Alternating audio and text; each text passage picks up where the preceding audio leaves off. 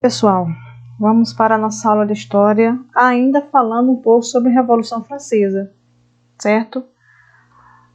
Na última aula eu falei para vocês sobre os processos, os primeiros acontecimentos da Revolução Francesa, a constituição da Assembleia Nacional, a mudança, a monarquia constitucional, os deputados eleitos, eles elaboraram a Constituição, trouxeram algumas novidades, trouxeram a Declaração dos Direitos do Homem e do Cidadão, E o rei, lógico, ficou ali preocupado com aquela situação toda e ele tentando ali, às escondidas, reverter a situação, voltar ao período do absolutismo, em que ele mandava absolutamente, sem ninguém estar limitando seu poder. Então esse plano do rei, ele foi descoberto, e o rei foi pego, e esse ato do rei foi considerado um ato de traição e ele foi preso. Isso eu expliquei para vocês na última aula. E aí o que acontece com o rei, eu também expliquei, depois de um tempo de debates, os deputados decidiram que o rei era culpado e resolveram condenar o rei à morte. Ele foi morto na guilhotina em 1793. Nesse mesmo período, lá na França, tinha ocorrido eleições para eleger novos deputados, porque o pessoal estava revoltado com os deputados que tinham sido eleitos primeiramente, e aí houve pressões, alguns movimentos populares, e tinha havido eleições, e havia agora um novo grupo de deputados, que eram chamados de convenção ou convenção nacional, certo? Então, com a morte do rei, quem vai governar a França são justamente esses deputados, mas eles não vão estabelecer o regime parlamentarista, eles vão declarar uma república, certo? Apesar de não ter presidente, mas eles vão ser os governantes da república, certo? Bom, eu também mostrei para vocês naquela aula que esses deputados da convenção eram bem diversificados, eles tinham ideias bem diferentes, Por exemplo, os girondinos, eles representavam os burgueses ricos, Eles não queriam a participação do povo na revolução, e para eles só as pessoas de boa renda, e ricos votavam. Então eles representavam mais uma elite que não era os nobres, certo? Então não vamos confundir com os nobres. Esses aqui são contra os nobres, apesar dos nobres também serem ricos, mas são grupos separados. O outro grupo eram os jacobinos, que representavam a pequena burguesia, Eram mais próximos assim dos ideais de alguns dos pobres, mas não tanto assim, certo? Eles representavam também profissionais liberais, enfim. E para eles, todos os homens pobres ou ricos podiam votar, Lembre que eu disse para vocês, sempre que eu disse, sempre que quando eu falava todos os homens podiam votar, lembre que é sempre todos os homens mesmo, porque eles não concordaram com o direito das mulheres, com o voto das mulheres, certo? E havia ainda outros grupos menos importantes que iam de acordo com uma hora se aliava mais aos jacobinos, ou então aos girondinos, de acordo com as circunstâncias, certo? Então são esses grupos que vão governar a França, certo? Então essa fase do governo da convenção, primeiro momento ela vai ser governada pelos girondinos, então vai ser chamada de convenção girondina. Essa convenção vai ser marcada pelas disputas ideológicas entre os girondinos e os jacobinos. Então esse é um período de intensas crises. Ao mesmo tempo que ocorrem essas disputas ideológicas, essas disputas internas, também forças contra-revolucionárias promoviam levantes em algumas regiões da França. Então, por exemplo, alguns camponeses que tinham conseguido terras, que vendiam produtos alimentícios, que o preço estava congelado, então eles não queriam não estavam mais querendo que a revolução avançasse. Então, alguns padres também se mobilizavam, Enfim, o pessoal do lado da monarquia, ainda havia forças que eram contrárias à revolução, que estavam ali se mobilizando, agindo. E aí essa mobilização dessas forças contra-revolucionárias, elas fortaleciam as posições radicais na convenção. O pessoal da convenção dizia, tá vendo? Se a gente não for radical, se a gente não tiver pulso, vão derrubar a nossa revolução, Eles eram, principalmente os radicais, eram ligados mais aos jacobinos, certo? Então, com essa radicalização, foi notável o crescimento dos jacobinos. Os jacobinos foram ganhando espaço ali na política. Eles defendiam um governo forte, para enfrentar a crise que a França passava, e olhava também para os interesses da pequena burguesia e para os sans-culottes. Esses sans-culottes, quem eram eles, né? Vamos falar um pouquinho aqui sobre eles que eu não falei na outra aula. É um termo de origem francesa e pode ser traduzido assim mais ou menos, né? Segundo o que eu pesquisei, sem meias altas. Vocês podem observar aí na imagem, né? Os sans-culottes, eles usavam uma peça de roupa que era muito específica deles, que os nobres não usavam. Então havia uma diferença entre a roupa dos nobres e a roupa dos sans-culottes. Estão vendo essas meias? Acho que essas meias brancas aí que os nobres usam. Então esse sans-culotte não usava essa peça aí, certo? Eram os sem meias altas. Os sans-culottes, portanto, não eram do grupo dos privilegiados lá na sociedade francesa, né? E eles vão ter um papel importante na Revolução, certo? Eles eram, vamos dizer assim, no geral, né, trabalhadores urbanos que podiam ter ocupações tão variadas quanto o artesanato, comércio, advocacia, o jornalismo, podendo até mesmo ser proprietários modestos de terra. Então eles eram, digamos assim, da classe C para uma classe média aí, né? Então era um grupo também diversificado e eles vão ter um papel importante, como eu disse, na Revolução Francesa, certo? Em 1793, por exemplo, por pressão desses grupos, né, dos grupos dos sans-culottes, a convenção mandou prender os deputados girondinos. Lembra que os deputados girondinos, né, para a gente resumir aqui e entender, eles defendiam os interesses da alta burguesia, dos ricos. Então, contrário, portanto, aos interesses dos mais pobres, né, da pequena burguesia, dos jacobinos e dos sans-culottes. Bom, e aí, como eles eram um grupo forte, estavam bem organizados, né, eles se mobilizaram direitinho e tal, então eles conseguiram que se prendesse os deputados girondinos. E aí, quem vai assumir o poder são os jacobinos, certo? Então vem a fase da convenção chamada de Convenção Jacobina. Lembre que esses grupos aí são os deputados, certo?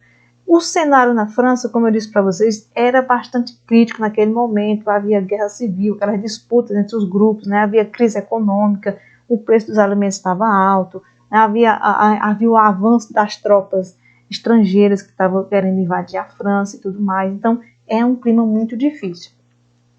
E aí, nesse clima que os jacobinos vão assumir o poder, né, e vão tentar resolver ali os problemas, certo? Por exemplo, tentar resolver os problemas da falta de dinheiro, os problemas financeiros, né?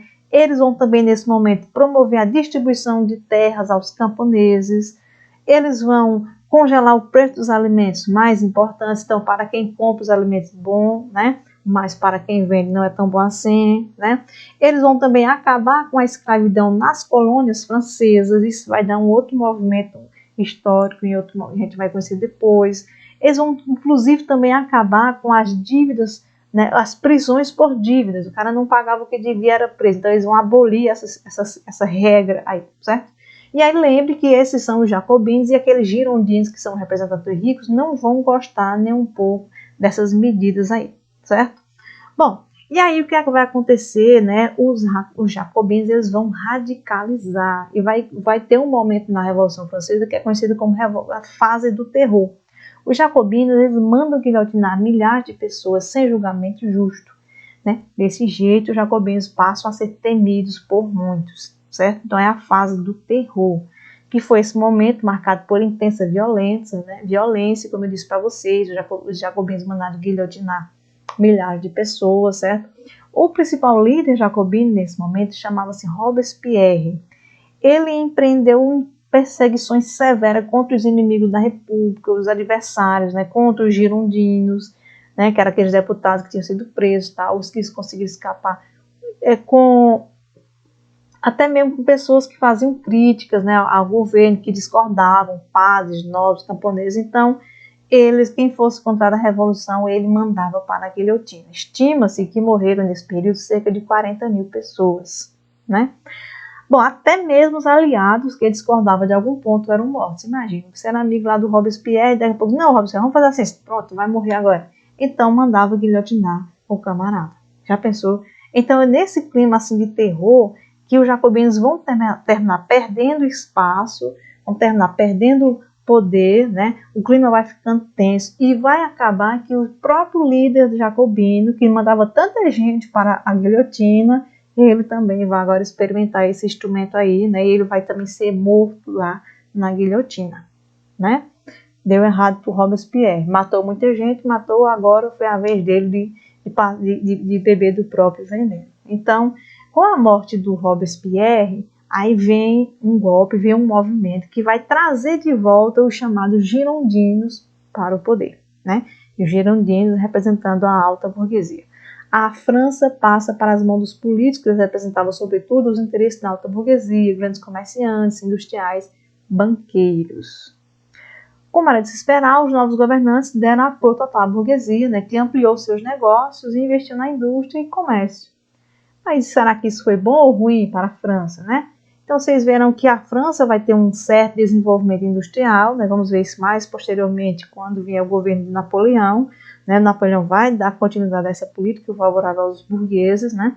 E vai ter também algumas melhorias, mas o fato é que o governo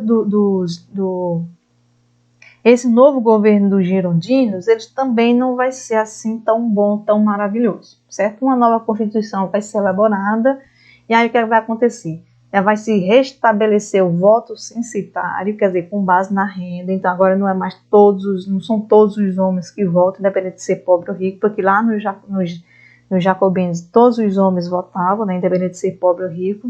Mulheres não, certo? Mulheres continuam de fora o tempo todo. E aí o governo passa a ser agora governado, a França passa a ser governada por um grupo chamado Diretório, composto por 5 deputados, certo? A França continua ainda sendo uma república, mas governada por esses 5 deputados que formam o chamado Diretório. O governo do Diretório também encontrou resistência por parte dos jacobinos, dos monarquistas, também, né, vai ter protestos contra o Diretório, certo? Os jacobinos não gostavam nem um pouco desses 5 deputados aí, e aí vai ser pressão em cima de pressão, né? Bom, os monarquistas que tinham dinheiro e armas recebidos na Inglaterra lideravam revoltas para levar ao poder o conde de Artois, irmão de Luís XVI, né, aquele que morreu lá na guilhotina, né, 1793. Por outro lado, os jacobinos atacavam os governos por meio de seus clubes e jornais, né? Então é nesse ambiente tenso ainda surge o tal do Graco Babeuf, que liderou um movimento popular propondo a abolição da propriedade privada, a igualdade social, né? Então esse movimento ficou conhecido como Conspiração dos Iguais. Foi sufocado, não deu certo e o Babeuf terminou sendo também executado. Vocês vejam que é uma luta pelos poderes, uma disputa pelo poder, os grupos sociais em constante conflito, cada grupo querendo garantir seus interesses.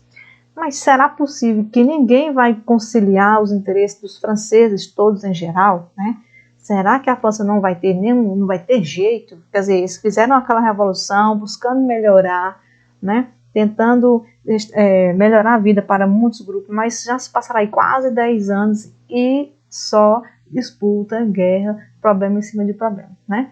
O governo do Diretório foi ficando assim, tentando ficar mais durão, mais autoritário, né? Tentou controlar um pouco ali, botar a moral, fechou os jornais de oposição, ameaçou expulsar do país todos os seus adversários, mas o problema é o seguinte: a verdade é que o governo do Diretório estava desmoralizado por vários dos seus membros, porque vários dos seus membros estavam envolvidos em escândalos de corrupção, né? E assim a gente pode tentar, e essa revolução não era para melhorar a França, né? Não era para tentar resolver os problemas?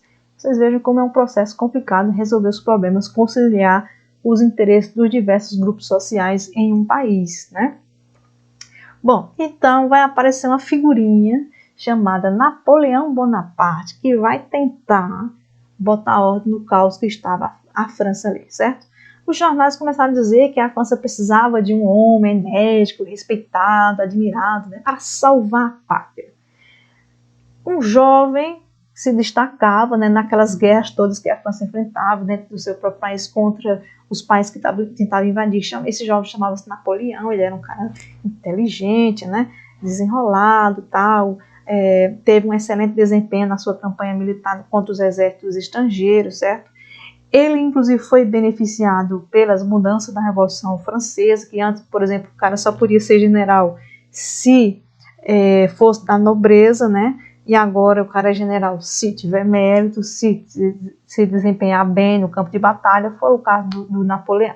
Então, em 10 de novembro de 1799, Napoleão Bonaparte, apoiado por políticos burgueses e por militares, toma o poder, né? Da mão daqueles 5 deputados do diretório, certo?